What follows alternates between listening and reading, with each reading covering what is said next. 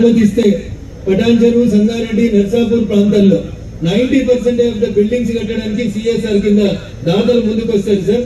కొద్దిగా మనం చూడాల్సింది సిద్దిపేట, గజ్వేల్, దుబ్బాక, మెదక్ వైపు మాత్రం ప్రభుత్వ నిధులతో కట్టుకోవడానికి అవకాశం ఉంటుంది. కాబట్టి ఈ 3 జిల్లాల్లో MRO office, MPDO office, police station network అన్నింటికి కూడా దయచేసి మీరు సాధ్యమైనంత తొందరగా మంజూరు ఇచ్చి వెనుకబడినటువంటి మా మెదక్ జిల్లాను కొంచెం ముందుకు నడపాలని నేను ఈ సందర్భంగా మీకు సవినయంగా అప్పీల్ చేస్తా ఉన్నాను సార్. నేను మాట్లాడదామని అనుకుని వచ్చినటువంటి గౌతాపూర్ గురించి ఎమ్మెల్యే గారు, కలెక్టర్ గారు అందరూ సుదీర్ఘంగా చెప్పింది సార్. ధరణి వచ్చిన 10 సంవత్సరాల నుంచి వాళ్ళకి రైతు బీమా లేదు, రైతు బంధు లేదు, పాస్బుక్ లేదు. వాళ్ళంతా కూడా ట్రైబల్ సార్, గిరిజన బిడ్డలు తిరిగి వేసారు.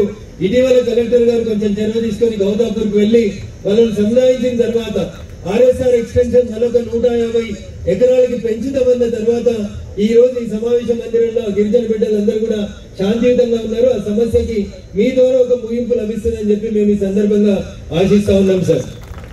ఇకపోతే మా అంజిరెడ్డి గారు, ఎమ్మెల్సీ గారు, పటాన్ చెరువుకి ఆర్టీఓ కార్యాలయం మంజూరైంది, ఆర్టీఓ ఆఫీస్ లేదని చెప్పారు సార్. అదే రకంగా రామాయణపేట కూడా ఆర్టీఓ ఆఫీస్ మంజూరు చేసింది సార్. ఎన్నికల కంటే 15 రోజుల ముందు ఆర్టీఓ ఆఫీస్ తీసుకొచ్చి ఒక కిరాయి ఇంట్లో పెట్టింది సార్. రామాయణపేట కూడా ఒక ఆర్టీఓ కార్యాలయం, కొత్త భవనం కావాలి సార్. అదే రకంగా పటాన్ చెరువు కావాలి సార్. నేను గతంలో మీకు గుర్తుండే ఉంటుంది సార్, నేను దుబ్బాక నుంచి శాసనసభ్యునిగా ప్రాతినిధ్యం వహించిన సార్.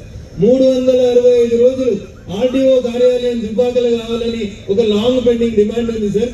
దయించి దాన్ని కూడా మీరే రెవెన్యూ మంత్రి గారు మా జిల్లాకు వచ్చిన సందర్భంగా మొదటిసారి మిమ్మల్ని కలుస్తా ఉన్నాం కాబట్టి దుబ్బాకకి కొత్త రెవెన్యూ డివిజన్ ఆఫీస్ తో పాటు రామాయణపేటకి, అదే రకంగా పటాన్ చెరువుకి ఆల్రెడీ మంజూరైన ఆర్టీఓ కార్యాలయాలు ఉన్నాయి కాబట్టి వాటికి నూతనంగా సొంత భవనాలు ఏర్పాటు చేసుకోవడానికి అవకాశాన్ని కల్పించమని మీకు ఈ సందర్భంగా విజ్ఞప్తి చేస్తూ, ఇంకా చాలా విషయాలు మాట్లాడాల్సి ఉన్నాయి సార్. రైతులు చాలా మంది ఉన్నారు, కానీ మాకు అతిథిగా వచ్చిన మీకు అన్నం పెట్టకుండా సమస్యల్ని ముందు పెడితే మంచిది కాదని చెప్పి నాకు ఇచ్చినటువంటి చిన్న అవకాశాన్ని సద్వినియోగం చేసుకుని రైతన్నలు కూడా నా యొక్క విజ్ఞప్తి, ప్రతి చిన్న విషయానికి కోర్టులకు పోతా ఉన్నాం, వకీళ్ల కేసులు పెరుగుతా ఉన్నాయి, కోర్టులలో పెండెన్సీ పెరుగుతా ఉంది.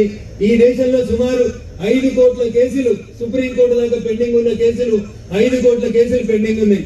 చిన్న విషయాలకి కోర్టుకు పోయి కోర్టుల మీద బరువు పెంచి వకీల్ సాబులను బతికించే బదులు, అదేంటన్నా నువ్వే వకీల్ సాబు అట్లా చెప్తున్నావు అని అనుకోకూడదు దయచేసి, వకీల్ సాబుల్ని బతికించే బదులు కొత్త రెవెన్యూ సదస్సులు, కొత్త చట్టాలు, భూభారతి వచ్చింది కాబట్టి ఒక చిన్న అమెండ్మెంట్ ని రాష్ట్ర ప్రభుత్వం, భారత ప్రభుత్వం తెచ్చినటువంటి అమెండ్మెంట్ ని దీంట్లో చేర్చినందుకు నేను రెవెన్యూ మంత్రి గారిని ఈ సందర్భంగా అభినందిస్తా ఉన్నాను. ఎట్లయితే మనుషులకి ఆధార్ కార్డులు ఇస్తా ఉన్నారో అట్లే భూధార్ కార్డు అని ప్రతి రైతుకి తన సర్వే నెంబర్ తో పాటు, తన పాస్బుక్ తో పాటు ఒక భూధార్ కార్డు నెంబర్ ఇచ్చి రిజిస్ట్రేషన్ జరుగుతున్నప్పుడే వాళ్ళకి ఒక మ్యాప్ ఫోటో తీసి దాని బౌండరీస్ ని కరెక్ట్ ఫిక్స్ చేసి ఇస్తే కోర్టులలో 5 కోట్ల కేసులలో దాదాపు 2 కోట్ల కేసులు విత్డ్రా కావడానికి అవకాశం అవుతుంది. కాబట్టి మీరు జ్యుడిషియల్ మీద కూడా కొంచెం బరువు తగ్గించిన వాళ్ళు అవుతారు. కాబట్టి ఆ దిశగా ఆలోచించాలని రాష్ట్ర ప్రభుత్వానికి విజ్ఞప్తి చేస్తూ అవకాశం ఇచ్చినటువంటి వేదిక